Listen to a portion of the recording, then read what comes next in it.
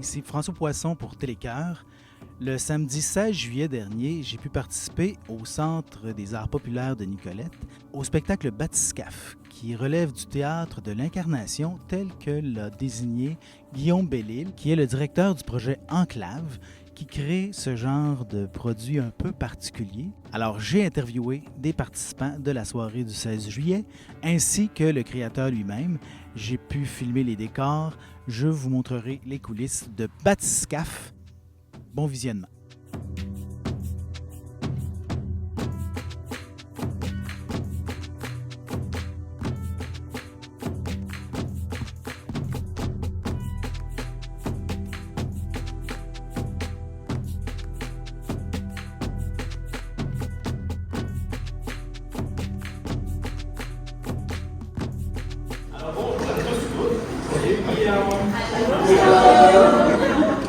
Bienvenue au Centre des arts populaires, bienvenue à Bathyscaphe. Vous êtes la première cohorte qui va profiter de cette... Vous nommez à tout le monde et puis vous l'accrochez à ce que vous avez dit. Pas de suite. Ah, là, Je suis Samuel.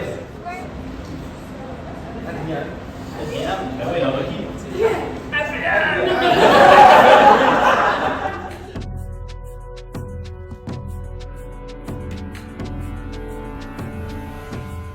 Oui, c'est Justine et je joue Alba.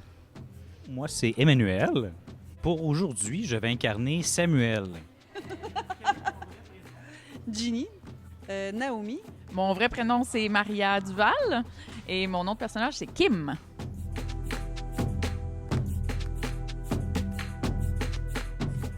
Je suis vraiment excitée parce que ça fait longtemps que je fais du GN, mais c'est comme une genre d'expérience, ça fait longtemps qu'on voulait tester. Puis je pense que ça va vraiment comme amener d'autres dimensions pour d'autres activités. Puis c'est comme c'est vraiment une boîte de Pandore, je pense, que Guillaume ouvre en ce moment, parce que c'est vraiment quelque chose, des mécaniques de jeu qui sont pas habituelles dans le monde du GN en ce moment. Fait que je trouve que ça va être vraiment le fun de pouvoir tester ça, là. De mon côté, je suis aussi un designer d'événements, d'expériences immersives, puis je trouve ça beau ce que Guillaume a mis en place aujourd'hui, puis toute la crowd qui s'est rassemblée pour ce projet-là, puis j'encourage vraiment n'importe qui à se sauter sur l'occasion de faire ce genre d'activité-là quand ça se présente, parce que c'est énormément de temps et d'énergie pour du matériel d'une qualité de fou. Fait que ça vaut le coup, c'est super intéressant, puis c'est ça. Très excitée. Très excitée! Non, non, je niaise. Parce que c'est un événement ponctuel, c'est toujours intéressant. Puis, je dirais qu'il n'y avait pas de préparation à faire. Donc, c'est comme un one-shot deal. On s'amuse, on en profite. Puis, les univers qui sont développés par Guillaume Bellil, généralement, sont particulièrement enivrants, je dirais.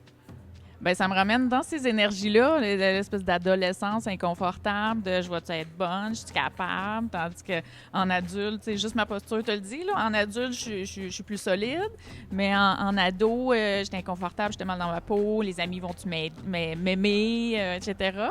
Fait que c'est beau, c'est une belle expérience, puis c'est beau de voir les gens qui font ces activités-là beaucoup, puis leur enthousiasme. Donc, je suis super heureuse d'être là aujourd'hui. Mes attentes, ça va être quelque chose peut-être de haut en émotion, mais je me prépare à ça aussi parce que je suis responsable de mon jeu, comme j'ai dit. Fait que, ouais, ça va être vraiment le fun. C'est vraiment l'aspect scénique qui est vraiment très différent de ce qu'on est habitué, où est-ce qu'on est habitué de jouer dans des décors extérieurs et tout ça, tandis qu'ici, c'est un décor qui est temporaire, qui est un 72 pieds par 28 pieds de large, 360, c'est un énorme escape room, mais là, le trip qu'on va vivre, ça va être vraiment de jouer des personnages dans un univers sci-fi avec une ambiance 360 partout autour de nous. Fait que c'est comme si on vivrait un film de science-fiction à la Underwater, Alien, qui va nous sortir de notre zone de confort à pas mal tout le monde, qu'on est beaucoup plus habitué à des univers médiévaux fantastiques et tout ça. On arrive ici, Pas de préparation, c'est très accessible pour quelqu'un qui voudrait vivre une expérience un peu meurtre et mystère, puis qui aime l'improvisation, qui aime interpréter quelque chose, mais dans un contexte ludique. Puis c'est ça qui est intéressant, c'est que là, on crée tout au fur et à mesure dans un concept, là, justement, on a un nouveau nom qui nous est désigné, on a une carte qui nous donne des traits de personnalité c'est comme un meurtre et mystère, mais plus.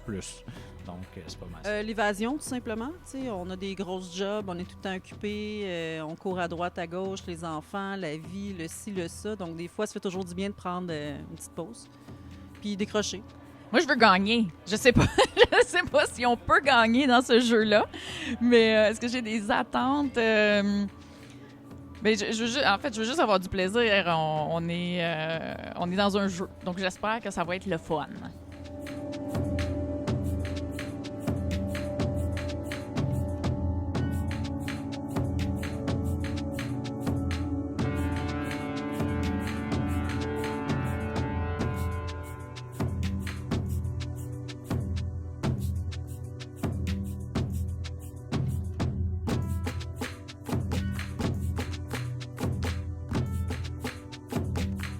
Ma tâche, c'est responsable des communications. Ça a été dans les premières tâches importantes de demander le diagnostic du système. Fait que je suis bien contente. Là, ma tâche, elle est plus claire. Fait que je vais pouvoir plus jouer avec les autres puis peut-être créer un peu de bisbille. Ah, de bisbille! Pourquoi voudrais-tu créer de la bisbille? Sinon, c'est plate, il n'y a rien qui se passe. Si tout le monde coopère, le jeu... Moi, j'ai fait ce que j'ai pu en tant que mystérieux menotté, mais on dirait que cette phase-là est comme finie. Là. Tout le monde a oublié que... Pas moi. Non. D'accord. Bonjour, mon nom est Vincent.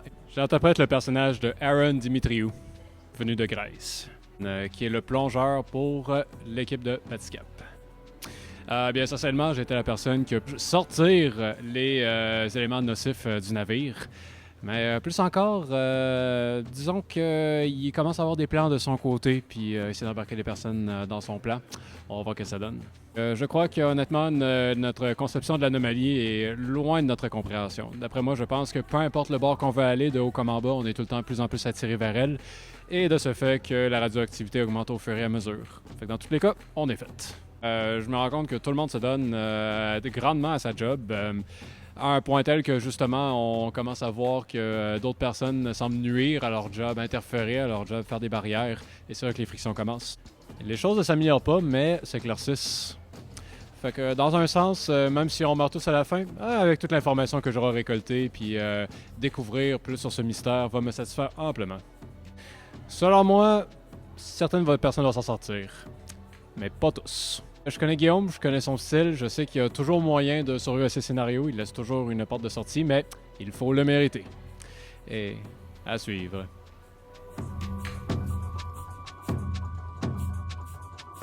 Je suis avec Guillaume Bellil, qui a créé Batiscaf. On voit une partie du décor derrière nous. On vient de sortir de la première représentation, si on veut. Est-ce qu'on peut appeler ça une représentation? Oui, exactement. C'est comme ça qu'on les appelle. Il y a 10 représentations pendant l'été. Donc, chacune est un peu différente des autres, mais c'est toujours un peu le même principe qui revient, effectivement. Toi, tu étais à la régie, donc tu pouvais voir tout ce qui se passait à l'intérieur, entendre, et tu participais en envoyant des choses un peu comme un Deus Ex Machina, là. Comment tu aimais ça, ton expérience? C'est beaucoup de travail, disons. Mais justement, le fait d'avoir accès à des caméras un peu partout, aussi chaque participant disposait d'un petit pager qui me permettait de les appeler pour leur donner des recommandations, leur poser des questions. Donc, ça permet vraiment de suivre le jeu parfaitement. Évidemment, c'est beaucoup de travail parce qu'il faut en direct mettre des effets sonores, changer la lumière, tenir compte des questions des gens. Mais on a brisé la glace, disons. C'est fait maintenant. Est-ce que ça a fonctionné en gros comme tu pensais que ça allait fonctionner? Oui. C'était tout simplement. Oui, c'était quand même assez bien prévu. Ça s'est bien passé. Évidemment, il faut ajuster des petites choses, mais l'important, à un moment donné, c'est d'avoir justement une certaine flexibilité pour que s'il y a des informations importantes à rentrer, on les rentre d'une autre manière détournée et on s'arrange pour que ça se passe bien. C'est ça. Il y a une trame en 3 actes, puis dans chacun, il faut accomplir certaines choses. Il y a des énigmes, il y a de l'action qui doit arriver, les personnages se développent. On compte aussi sur la participation des gens. Il faut qu'ils mettent un peu du leur, là. Fait que tout ça, toi, ta réaction là, à chaud là, suite à la première représentation? Ben, on avait évidemment ce genre d'événement-là, étant donné que les spectateurs, c'est les acteurs en même temps, ça repose énormément sur les gens qui participent. Puis pour cette première cohorte-là, on avait une merveilleuse gang, justement, donc des gens très proactifs, très dynamiques pour apporter des idées, réagir, tout ça. Donc ça s'est merveilleusement bien passé. Et puis justement, donc on peut dire qu'il y a environ 50% du scénario qui est défini et un autre 50%, et on s'adapte aux idées des gens. Donc il faut être flexible, comme je disais. Et justement, t'en fais mention, il y avait des gens qui connaissaient les codes du GN, du grandeur nature ici. Mais si tu as à un moment donné un groupe de gens qui sont des novices, c'est pas... tout se comprend pas d'emblée là, pour avoir vécu moi-même l'expérience. Alors avec des novices, est-ce qu'on s'adapte? Comment on réagit? Ce que je dis tout le temps, c'est que la première chose à avoir, c'est la volonté de le faire, disons, d'avoir un peu le guts, la proactivité. Puis par la suite, cet événement spécifique-là a été créé justement pour ce type un peu de gens-là. Donc, il n'y a pas de grand historique de personnages, de scénarios à apprendre. Les gens arrivent ici. Il y a des ateliers préparatoires avant le début. Donc, on brise la glace tous ensemble, on fait un peu de jeu de rôle ensemble, on incarne des personnages, tout ça. On explique au fur et à mesure les mécanismes du jeu pour que ça rentre facilement. Puis après ça, on y va. Donc, c'est comme une grande improvisation. Il faut juste être prêt à improviser. Donc, si on a le courage de faire ça, ça peut bien se faire. Ultimement, là, tu es le seul spectateur. Et il y aura autant de représentations qu'il y aura de groupes. Parce que, de toute façon, même si le même groupe recommençait, on ne pigerait pas les mêmes cartes qui viennent définir un peu notre personnage. On ne prendrait pas les mêmes objets qui viennent aussi enligner un peu notre façon d'appréhender la réalité à l'intérieur. Donc, il n'y a pas une représentation pareille. Et la seule personne qui peut en jouir, c'est toi, c'est Dieu. Oui, bien exactement, c'est ça. Donc, les matériaux de base sont définis, parce qu'à un moment donné, il faut quand même une base en quelque part. Mais la manière dont les matériaux s'agencent, c'est comme si on avait plein de planches de bois. Puis après ça, qu'est-ce qu'on construit avec ça? Bien là, ça dépend de chaque personne. Ce qui fait en sorte qu'effectivement, chaque représentation est différente un petit peu. Et j'avais jamais vu ça, mais effectivement, je suis en quelque sorte le seul vrai spectateur de la chose, à regarder le monde avec des caméras. Oui. Là, tu as été un dieu clément. Il y a un personnage qui aurait pu mourir, mais Dieu a renvoyé le personnage, bien que endommagé, dans le jeu. Oui, ben c'est qu'à un moment donné aussi, il faut penser à la suite du jeu des participants. Si un participant, même s'il le désire, pousse pour que son personnage, disons, soit incapacité ou perde la vie ou quoi que ce soit en raison du scénario, si ça se fait 1 heure avant la fin, à un moment donné, que fait le participant pendant ce temps-là? Donc, on essaie de trouver un peu faire preuve d'imagination. Donc, il y a toujours moyen de rebondir pour créer plus de jeux. Après ça, donc, on peut offrir des perches négatives, si on peut dire, des malus, mais il faut que ça crée du jeu au final. Le but, c'est ça, c'est il n'y a personne qui est ici pour gagner l'histoire. On est là pour vivre une histoire, la créer ensemble, puis par la suite avoir notamment des souvenirs. Là, donc. Mais le joueur exclu deviendrait un spectateur et là, ça te ferait compétition, tu serais plus le seul. Effectivement, il pourrait venir avec moi à la régie, regarder les caméras et espionner les gens, leur regard de surprise et tout ça. Parce qu'il y avait amplement à voir, il y a de nombreuses pièces, il y a de nombreuses personnes. Alors, il y a c'est un peu étourdissant là, pour avoir vécu de l'intérieur. Tu peux pas tout comprendre, tu peux pas tout suivre. Tu es en relation avec 3, 4 personnes, des fois plus quand on se rassemblait. Mais sinon, ça doit être étourdissant à la régie de voir tout ça en même temps. Dans l'optique un peu de la mise en scène, comme au théâtre, j'ai un document scénique, donc dans lequel on prévoit vraiment à toutes les 5 minutes, à toutes les 10 minutes, c'est les événements qui surviennent. Donc moi-même, de mon côté, j'ai toutes les matières de base. Il s'agit de voir de mon côté comment est-ce que je l'agence, comment que je l'organise en fonction des actions des gens. Donc, mais c'est sûr qu'effectivement, des fois, j'aurais besoin de 4 bras, disons. Mais ça se fait quand même très bien. Est-ce qu'au point de vue technique, tout a bien fonctionné? Je dirais que oui. Souvent, le défi qu'il y a dans ce type d'événement-là, c'est que c'est une tradition, on commence en retard et on finit en retard. Donc là, on a commencé pas très en retard, puis on a fini beaucoup en retard. Mais ça, on va s'ajuster, on va compresser un peu. Mais non, ça s'est très bien passé. On a fait des tests avant et puis tout ça, mais ça va juste se peaufiner au fil des représentations et aussi évoluer parce que chaque cohorte peut laisser une trace de son passage à l'intérieur du bathyscaphe, du sous-marin, qui pourrait être récupéré par la prochaine cohorte. Donc, chacun peut avoir un impact sur le futur. Donc, ça reste un lien intéressant entre les différentes représentations. Et là, sans dévoiler la fin de cette représentation-ci, est-ce qu'elles se terminent toutes de la même façon? Non. C'est que j'ai un certain nombre de fins définies, évidemment, mais après ça dépend des choix que les gens vont faire. Et on s'adapte, disons, dans les 5 dernières minutes pour voir comment est-ce qu'on achève le tout. Mais non, ça se termine pas toujours de la même manière. Je pensais pas que ça se terminerait comme ça cette fois-ci. Vous n'étiez pas aligné pour ça, et puis finalement, ça s'est bien passé. Alors, on a survécu, on aurait pu tous mourir, si je comprends bien? Ben ça, je peux pas le dire. Là. Je peux pas mentionner ça vraiment. Là. Ça dépend. Faut voir.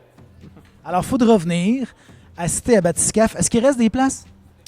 Oui, il reste encore des places. Je dirais que les représentations les plus éloignées sont toutes complètes. Par contre, dans les prochaines semaines, il y en a quelques-unes. Il reste quelques places. Aussi, je dirais, si jamais des gens ne veulent pas nécessairement être un personnage, venir participer à l'activité puis faire de l'improvisation pendant tout ce temps-là, mais qui veulent venir voir de quoi ça a l'air, puis un peu découvrir les coulisses du décor et tout ça, la semaine, donc au Centre des arts populaires à Nicolet. Donc, moi, je vais être présent et en après-midi. Donc, si les gens veulent venir visiter, je suis là. Vous expliquer un peu comment ça fonctionne, vous montrer les décors, tout ce qu'on a construit pour l'activité. C'est comme une manière un peu sécuritaire et prudente de voir le tout. Et ceux qui veulent la faire, ben, il faut être disponible de midi à 8h, 20h, en gros, là, puis être ouvert d'esprit, amener du linge neutre ou enfin léger, si on prend une des chiennes de travail qui est prêtée, parce qu'il peut faire assez chaud. Et puis ensuite, des bons souliers. Et puis un certain montant à débourser aussi. Et puis à ce moment-là, on a un ticket vers une expérience inoubliable. Exactement. Donc, on s'arrange pour que ça soit clé en main, disons. On va vous informer de tout ce qu'il y a à savoir si vous vous inscrivez. Et on peut trouver l'information et la façon de s'inscrire à quel endroit? On peut aller voir sur le site web de l'Enclave, donc qui est mon organisation, mon entreprise qui organise ces événements-là. Donc, Projet Enclave. Si on va sur Google, on écrit ça, on va le trouver. Sinon, sur Facebook, évidemment, on est là aussi. Et sinon, si c'est plus facile, ben, la page du Centre des arts populaires, ça nous redirige vers ces projets-là. Ben, merci Guillaume Bellil, créateur de Bathyscaphe. On vous souhaite un bon été, on vous souhaite des belles représentations. Alors, bon été à vous. Ben, un grand merci à toi.